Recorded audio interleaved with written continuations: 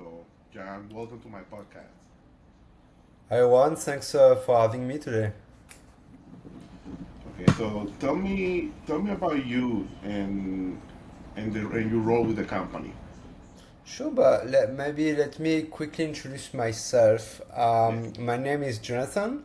As you can hear my accent, I'm originally from France, but I used to live in many countries, besides France, obviously, the US, the UK, Ireland, Spain, Australia, and now I live in Taiwan for the past 12 years because I moved here. Yeah, I moved here 12 years ago because my wife is Taiwanese. At the time, she was not my wife yet. But I moved Okay. here 12 years ago, and I'm the co-founder and CEO of Go Cycles. At Growth Cycles, we help startups, small and medium sized businesses with lead generation, user acquisition. And to do this, we use different strategies, but mostly growth marketing. So it will be online marketing, but combined with digital transformation, automation, AI, etc. Okay. So the name of the site is the company is Grow Hackers. Growth Cycles, so it's growth hackers.net Yeah. because there's also growthcycles.com, but it's more like a community. Yeah, I see that. I got the site open right here. Okay. So, okay, let me ask you more about you. So you live in Taiwan. Yes.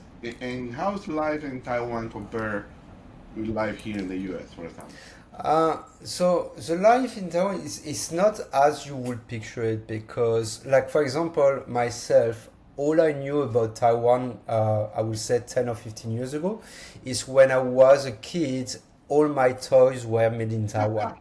That's all I knew, Yeah, like me I too. guess Me it's the too. same for you, like See everything was that made in Taiwan. made in Taiwan. Yeah, I remember that. I grew up in the Caribbean. It was everything Everything Taiwan, was. made in Uh, Taiwan.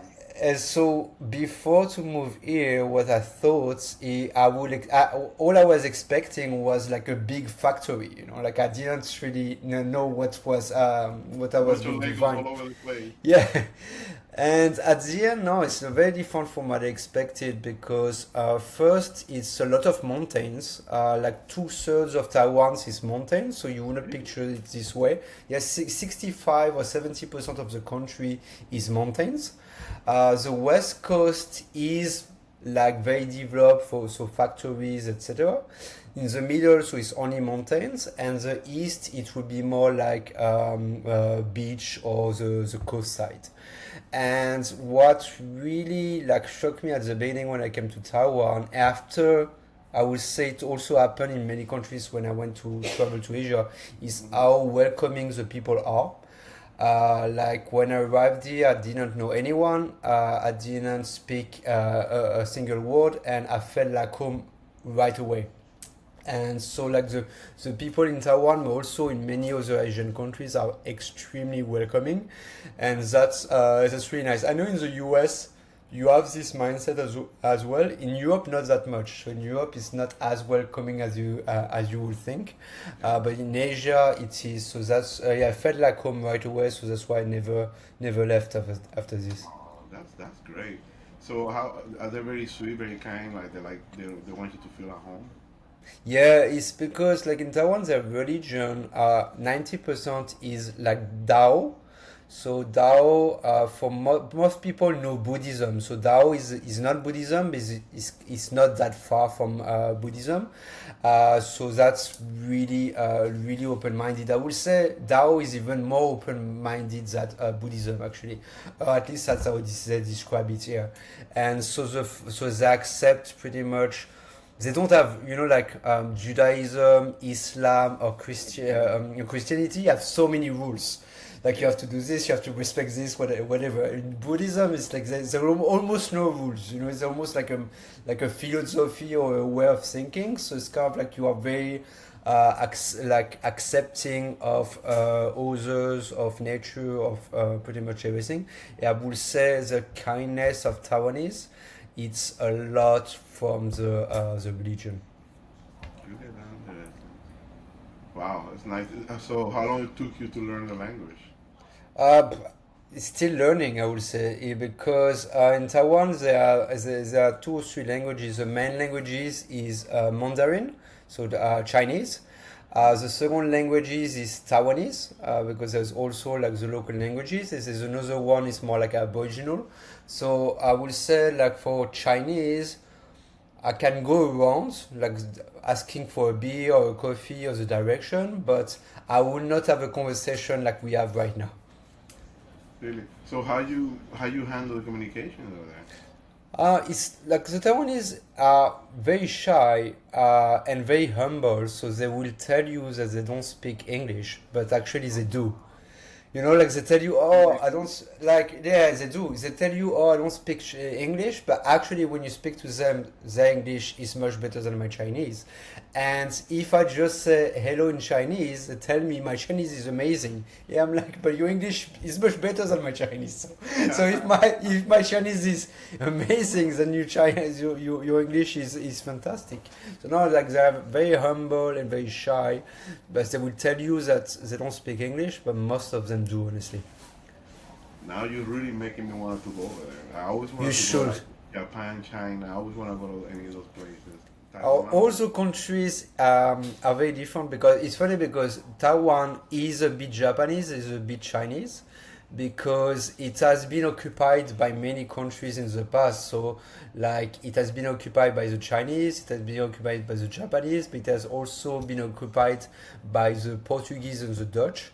So it's kind of like it's a mixed culture, but I would say the culture is mostly Chinese, but with a Japanese kind of like manufacturing and technology and advancement. So it's kind of like it's a mix. How's the economy over there? Is life cheaper over there compared with other places? Compared to the US for sure, but yeah, the economy is really great because the Taiwanese economy, if you take the GDP per capita, it's richer than the US and Germany and Japan. It's one of the richest countries in the world, and but the cost of living compared to US, it will be 2 to 3 times cheaper than the US. Why? Because the thing is, Taiwan, as you probably know, they do the chips mostly. So you know, like any chips that you want to do for Nvidia or for your iPhone or whatever, it's pretty much made in Taiwan. So the thing is, the import export balance is super high. So it means Taiwan export much more than they import. So that's why they are able to keep the prices locally quite low compared to the how rich the country is. Interesting. What's the average population over there? How many It's people? around 23 million people. But it's Taiwan is the same as Japan and Korea in a way that they have like a problem of not enough babies.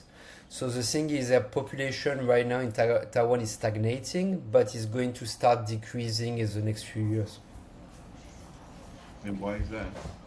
because people don't have enough babies. Like like I think you need to have like two babies per wife to renew the population in Taiwan. I don't know the exact number, but it's 1.2, whatever the numbers. Why? Because Japan, Korea, and Taiwan, they work too much.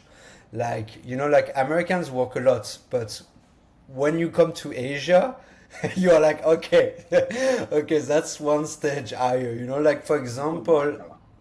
yeah, they work a lot, yeah. But for example, like TSMC, like the chip in Taiwan, they created a company in Arizona in the US. And because this was like the most advanced chip, so Trump and probably Biden before wanted the chips to be done also in the US. But the problem is the the mindset of the American workers is not like you are not available 24/7. The thing is, in a factory in Taiwan, if on Saturday night at 2 a.m., I don't know, like something breaks, you are an engineer, you have to go there. In Europe, in the US, it's not going to happen. It's the weekend. I'll take my weekend. I will fix it on Monday. And so, so yeah, like in Asia, they work way more than in Western countries. And I work way more also. So Yeah. now that I'm here, but still work less than the Asians, I guess. Why the walking? I mean, will the walking affect the fact that the population is not big? I mean, I'm sorry. why do you prefer the walking?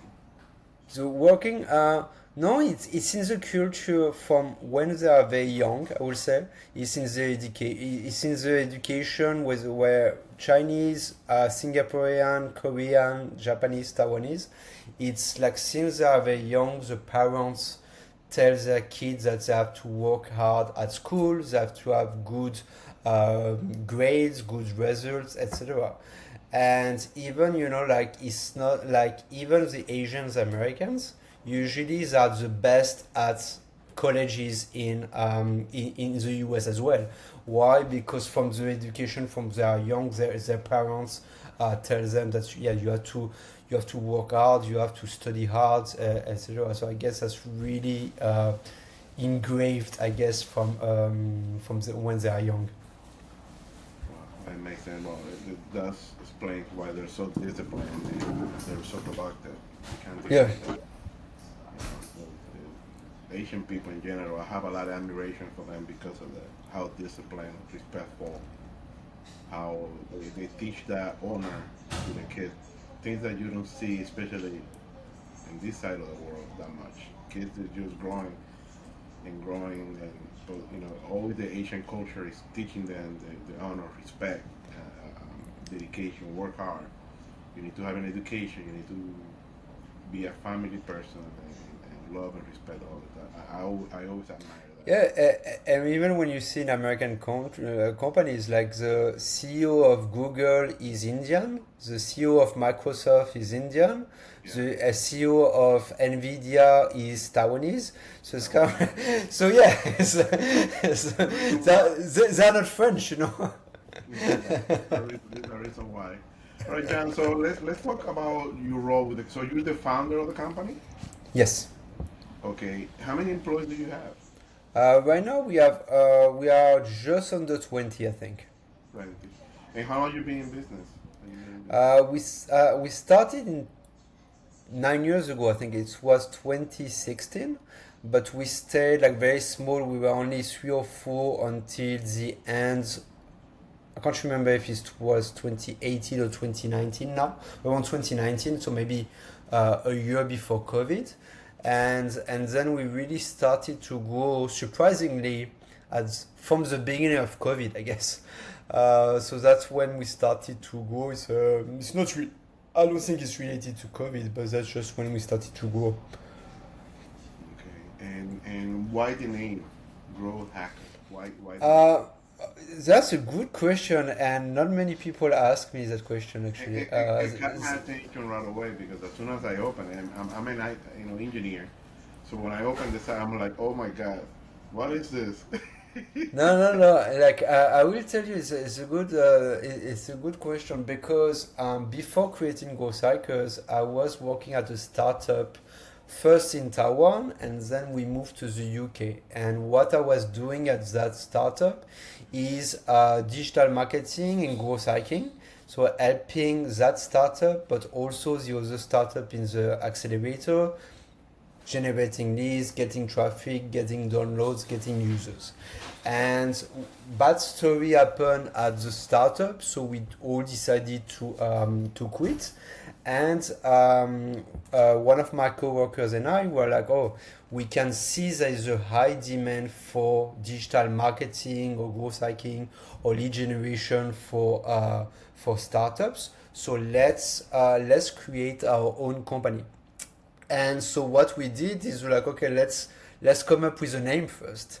And we wanted a name that was like when you read the name, it's you know what it is. You know, it's not like, for example, if we would have named ourselves Blue Media or whatever name, it doesn't mean it doesn't mean anything. Blue Media could be like a coffee company, it could be a marketing company, or it could be like a software agency. It's not clear. So we had an Excel sheet and we came up with different names. So we were like marketing, growth, startup, etc. And so the different names we came up with was startup marketers, startup hackers, growth marketers, digital marketers, whatever. So we came up with dozens of names, and then we were looking for what was available. And then when we saw growth hackers, we were like, that's perfect. We knew, we said like, okay, let's buy the domain and let's create growth hackers. So the idea was more about, we wanted to be clear with what we do, and we wanted the name to be available, and also even if startup was like at the beginning was startup marketers or something that we wanted, but we're like, we don't want to be focused too much on startups only. So that's why growth hackers was like a good name. Okay, it's very interesting, and great job with the website, by the way, too. It's very nice. Thank you. And definitely hit the point. It caught my attention. I mean, I've been reading this site for days now. Thank you. So, Now we try to be a bit bold with the design. We don't want to be like a boring company or boring website. So we try to be a bit more fun, because we don't really work with banks or like very or politicians, like very formal kinds of people. So we can be a bit bold with our design. I see that's excellent. That's a good job. So you guys Thank you. offering uh, digital marketing solutions for Yep. companies? Yes. So For you have startups, small and medium sized businesses mostly. nice, very nice. This is really well. Digital marketing is everywhere. I know Yeah. myself. Lots of people are making a living just doing Yeah. digital marketing itself. That's excellent. So I believe then you're a busy person. How a normal day look for you? Give it to Uh, a normal day for you. okay. Even this A is 10 normal o'clock at day. night right now. Okay, normal day. So when I wake, I don't have an alarm clock. First of all, I don't believe in alarm clocks because You don't like I what? be. Now, first because I don't sleep much. I sleep 5 hours a night. I wake up automatically, but also because like you have all those entrepreneurs who tells you, oh, you have to put an alarm clock at 4:30 a.m. Then you go to the gym for half an hour. Then you do meditation for an hour, and then you start your day. And I'm like, and then at the end of their speech, they tell you sleeping is very important. But I was like, why did you put an alarm clock at 4 a.m. then? So it's kind of like me. I'm like, okay, if sleeping is very important, I think anyone should wake up when they feel like it. So I don't have an alarm clock. I usually wake up automatically between 5 and 7. It really depends on the day, but let's say 6 for example. So first, what I will do is I will for 1 hour I will do things that are easy. So what I mean is I don't want to check my emails when I wake up. So for example, I will look on social media what I miss, so LinkedIn and Twitter mostly. I will look on Slack if I miss some messages. I will look a bit about the news, etc. Then once I'm awake, so I will say an hour after. It depends. I have my coffee obviously. Then inbox zero. So I make sure that I read and answer all my emails.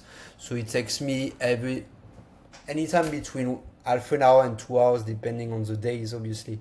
And then after this, I will check with my team. Uh, we have two teams pretty much. One is business development and one is delivery. So pretty much one is looking for clients and one is delivering the work for the clients. So I'm checking with my boss team to see if they need me, how I can help them, etc. etc. Then during the afternoon, depending on how busy I am, what I like to do is build systems. That's what I love the most. So usually that will be testing new tools, whether it's AI, automation, etc., to see how we can integrate them to growth cycles. And the idea by doing so is like everything we do for the clients, we usually do it first for us. So this way we don't do too much testing on the clients, we do testing on us. So if we see that one of the strategies we employed for us was working, I don't know, last month, for example. We're like, okay, let's implement it for the customer. And then during the afternoon, so I might have some calls, whether it's with leads, with prospects, with partners, with podcasters, with team members. And then before 6 p.m., I will have a second time inbox zero. I want to make sure that by 6 p.m. I don't have any more emails to answer, and then I close my emails at 6 p.m. So if you send me an email at 6:30 p.m., I will not find it, but I will. That doesn't mean my day is finished. I'm still working after this. But the thing is, because I have sleeping problems, I don't want any stress to happen after 6 p.m. So after 6 p.m., what I do is I will do things that doesn't stress me at all, such as designing or implementing a new process or whatever it is, but anything that's not going to stress me out.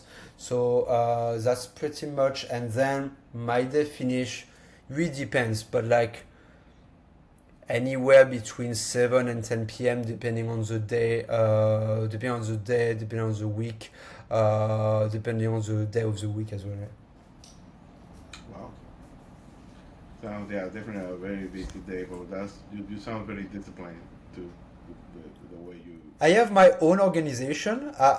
It would be very hard to train someone on what I do on my own organization, but I have organized. I have my own organization. Yeah. That's good. That's good for you, John. Tell me about the industry. Like, since the time that you started it into now, how you seen the industry of digital marketing shifting, and how has that been impacted for your business? How you have But to, because I know we always have to make changes and transition. Tell me more about that. uh, maybe let's start answering that question with the first marketing lesson I ever had. So it's like more than 20 years ago when I was first year in college in marketing. My teacher, first lesson ever, that's literally the only lesson I remember, he told me that everything we're going to learn is going to be outdated when we are in in the market. He said that marketing anywhere keeps evolving, and that's what makes it both interesting and challenging, because everything marketing from now to 10 years ago is different, but marketing in 2010 is different from 2000 and in the 90s, etc. So it keeps changing, so it's both challenging and very interesting. Now since I launched Growth Hackers, I would say so many things changed, because when I launched it, I think it was the beginning of Facebook ads, YouTube ads, all of those things. TikTok didn't exist at the time. AI didn't exist at all at the time. I think Canva was launching. I mean, everything we were doing was very manual. And the thing is, us at Ghost Hacker, we started to use AI 2 years before everyone else, actually. We start because everybody started to use AI in 2022 when ChatGPT was launched. Us, we started to use it in 2020. And so we had kind of 2 years of advance, which that's maybe why we grew so fast in 2020 to 22, because we have 2 years in advance. But the thing is, when ChatGPT was launched, then we lost that age, because like we were using AI, and then everybody knows that AI is actually great, you know. And so the thing is, I would say 2023 was okay, but 2024 was for us like our worst year. It was a very difficult year for Growth Hackers, but I think it's not only us, many agencies, because at the time it was like a bit more than a year after ChatGPT was launched, and a lot of people online were saying, you don't need writers anymore, you don't need designers, you don't need marketers. ChatGPT can do everything for you pretty much. And the thing is, a lot of companies Like they were like, okay, let's not invest in marketing. Let's ask ChatGPT to do everything for us. And they did that for 6 months. And on top of it, it was the US election.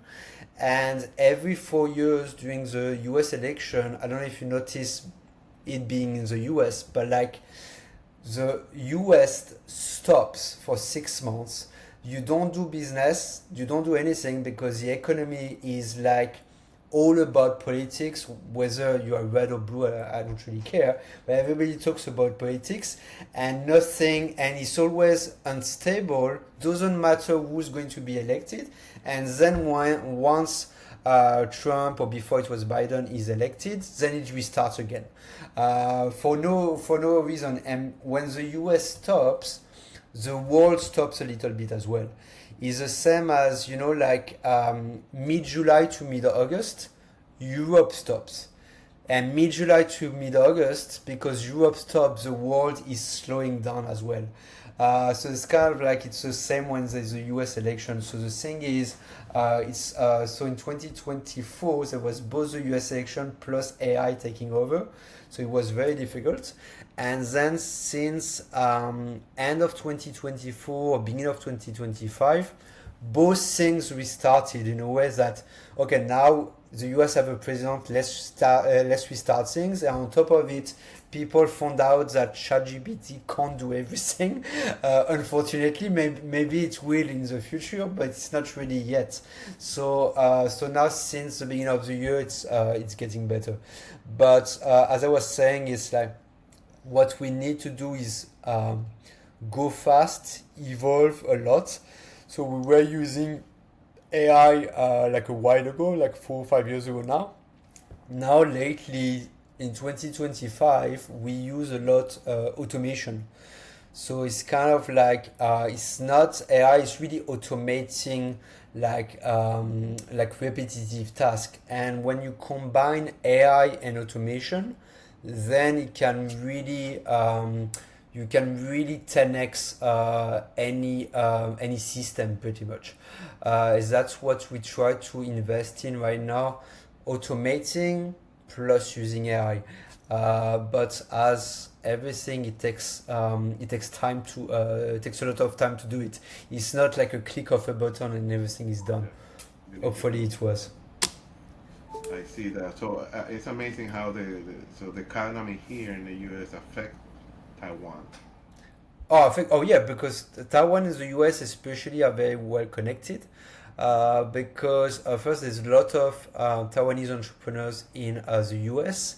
Also, the most of the chips from Google, for Apple, Nvidia, Google, you name it, they are all made in Taiwan, or maybe not all made, but many of them are made. So the Taiwanese economy is closely connected to both the US and China actually.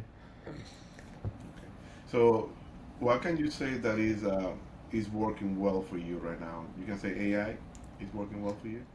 Lately, it's more automation. AI, yes, we use it, but like the improvement of AI is not as fast as we thought it was going to be. Because I remember, like 2 years ago, there were some videos of Sora, and now Sora just got launched somehow. But like they were saying 2 years ago that Hollywood's going to be replaced by AI within 2 years, and that was 2 years ago. And I feel that Hollywood is far too big from being replaced by AI. I think DiCaprio or whoever actors that you like, they are still going to be there for quite some time. And that's the same with like image generation or menu automation. AI so far it's a tool. It's not a replacement. It's a tool to be much much more efficient. We can do 2, 3, 5 times more work in the same amount of time, but it's not really a replacement. It's just an amazing tool for now. Exactly. It's supposed to make your life, your job easier, Yeah. not replaceable. I don't I'm think glad. it makes yeah, I don't think it makes the work job easier. It makes the job even harder because you have to produce 5 times more in the same Well, amount yeah. of time. Yeah, well, people like us who have businesses is Yeah. it's not as fun because we understand that it requires engineering, it requires building, it requires knowledge, it requires put something together. It just not just do this and forget about it. It involves more than that. And Yeah.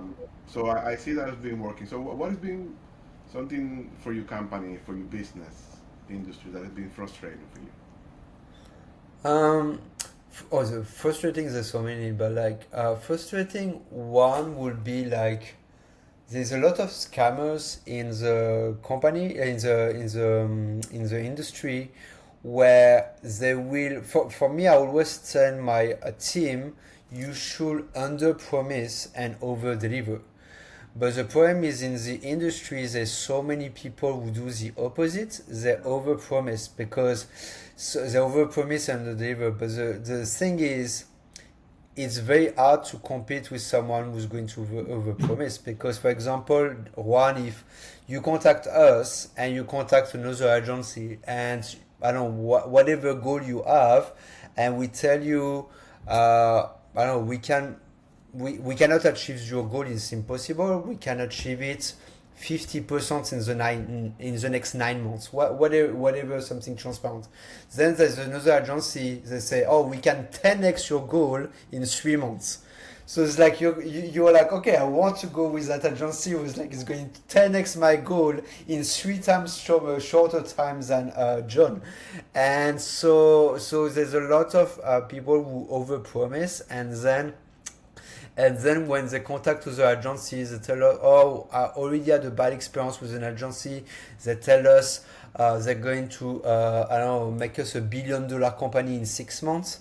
And I'm telling you, what I tell you, I've heard about this. It's like, you're going to be bigger than Amazon by the end of 2026. It's like it's not going to happen. But like, I'm never going to make that promise. But like, some people make that promise, and some people believe those promises. And so me, I prefer to be transparent and honest.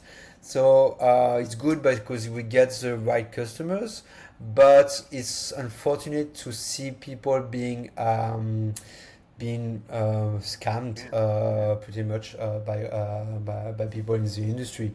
And usually those agencies, they don't last anyway. They last like they never last as long as us, like 8 or 9 years. They come to the market, they scam as many people as they can in 1 or 2 years after they leave, because it gives them such a bad reputation anyway. But yeah, it's very so that's something very annoying in the industry, I guess.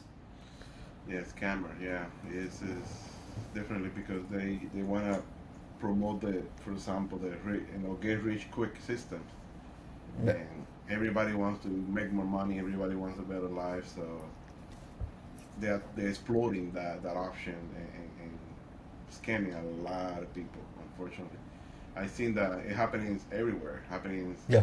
you see the ads everywhere. Hey, get rich quick.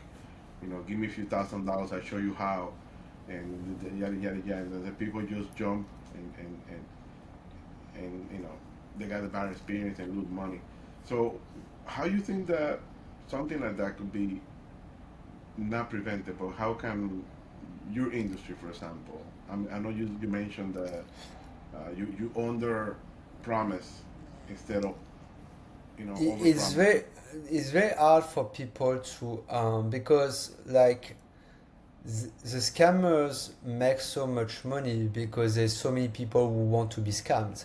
And but at the end of the day, it's education, because is if people are able to believe or to be brainwashed, then they can become bigger than Amazon in 6 months. It's very hard for me to tell them it's impossible, because what they tell me when I tell them actually it's not going to happen. They are like, yeah, but you don't see my vision, you don't understand my project, you don't understand that I'm smarter than Steve Jobs or whatever. And I'm not going to tell anyone, no, you're an idiot and you're not Steve Jobs. Even if I believe maybe they're not an idiot, but I don't believe anyone is as smart as Steve Jobs or Elon Musk or that who's extremely rare cases. But those people will not be scammed by get get rich quick schemes. So it's hard to prevent it. It's honestly hard to prevent it. It's hard to prevent. So that was my question. How you deal with that? Because I'm sure it's a challenge for you, right? For your company. It, it's a challenge. Yeah, it's a challenge. I mean, it's a challenge. It-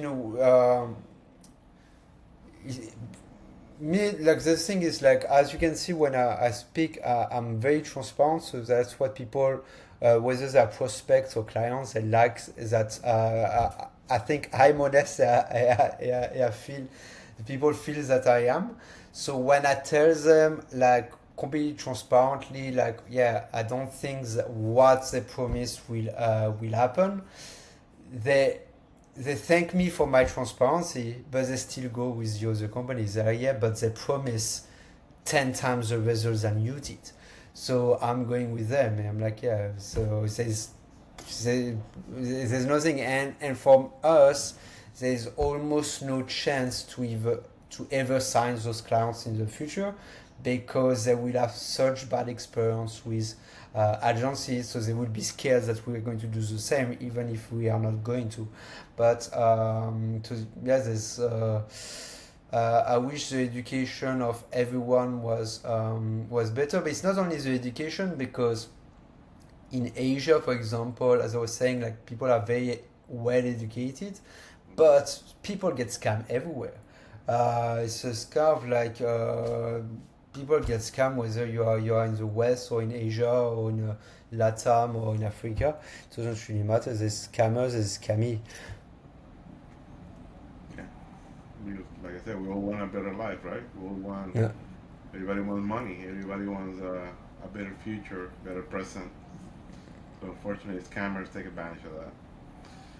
So, what do you see your company 6 months, a year from now? Where you want your company, your business to be? It's super hard to predict because you would have asked me this 6 months ago. My answer would have been very different.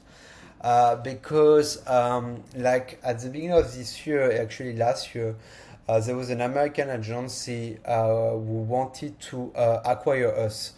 I'm not going to give them name, but they wanted to do a merger they wanted to do a merger with us. At the end, the deal didn't go through. I had to decline it at the beginning of this year. But so my goal at the end of last year or beginning of this year was to merge with this other American company. And not because I was trying to sell, but because they actually approached us around a year ago, or I can't remember the exact date. And but now that the deal didn't go through, now I went back to the company. My goal is, I would say, to do two things: to grow the company while myself, I would say, as a personal goal, being much less involved. Because what I learned from, even if this merger or this M&A didn't go through, I learned a lot from that experience. And one of the things that I learned is I'm still so involved in the company. So meaning that if, for example, I want to travel for 2 weeks, so I'm going to be sick for the next 2 weeks for any kind of reason. Hopefully, it's not going to happen. But if it does, the company is going to struggle so much. So that's a problem because if you do a merger, it's not such a problem. But if you want to sell the company, it's a problem because it's like you are founder, how do you say, like addicted, it's not the right word, but like you are founder dependent. And the problem is when you are founder dependent, it's very hard to merge or to acquire or to be acquired or whatever. So my goal in the next, I would say, 6 months to 1 year is to train more and more my team to have the company much less dependent on me. And this way I can work more as what many people say work more on the business rather than in the business. And right now, I started to do that since the beginning of the summer. So I work a bit less on the business, but same, this process of putting myself out of the business little by little takes time. But yeah, in 6 months or 1 year, if I can just work 90% on the business and 10% in the business, that would be great. Where right now is the opposite, I guess.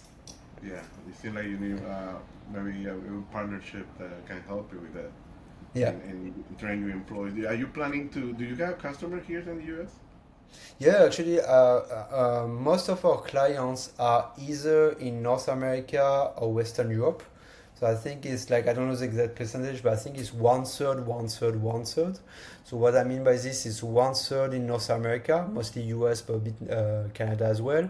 One third in Europe and Dubai, and one third the rest of the world. But when I say the rest of the world, it's going to be mostly APAC. Okay. Do you have a presence here, like employees here in the U.S.? We have two in Americas, but they are both based. One is in Mexico and one is in Brazil. But actually, we are registered in the US because it's to deal with American customers. It's much easier to have your company registered in the US because when you send an agreement, it says Taiwan. First, a lot of people Do you know about they the don't know. stories? Yes, they don't know about the toys, or they're like, oh, is it China or is it Bangkok? They don't like Thailand, Taiwan, China is like they're like, oh, it's all the same. So they're like, if you are registered in the US, it's much easier.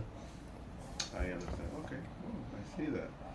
Well, so um, let's see where we're gonna maybe do another call Sure. because I know this is definitely very interesting to see how we can.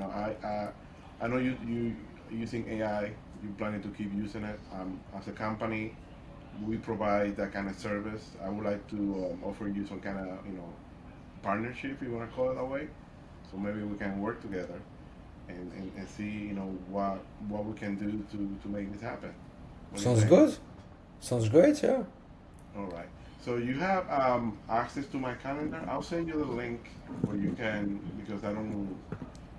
I would like to schedule another call with you. It was very nice Sure. of you, by the way. I think you're Great. very very Thank interesting you. person. So it was very nice.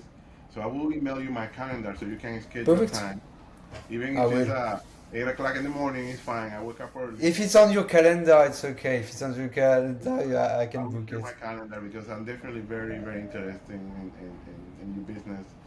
Digital marketing, like I said, I know a lot of people that they make a living with that, with the TikTok, with the Amazon, with anything they can to help them, make money the right way. And I know scamming is a problem. It's a problem for all of us because we Yeah. all being exposed. Yeah. So Totally. that would be great. So John, I really, really enjoyed my conversation with you. I But think thank you very much, Juan, for having me today. It was a pleasure as well speaking with you. yes, and definitely Taiwan. It will be my bucket list to visit one day. Have you been to Asia? No, I never Okay, been but to. there's so many places in Asia. Japan is amazing. Thailand, Vietnam, Taiwan. There's so many different things. So if you come to Asia, definitely Yeah. ping me. What can you do in Taiwan, for example? What people do for fun over there for vacation?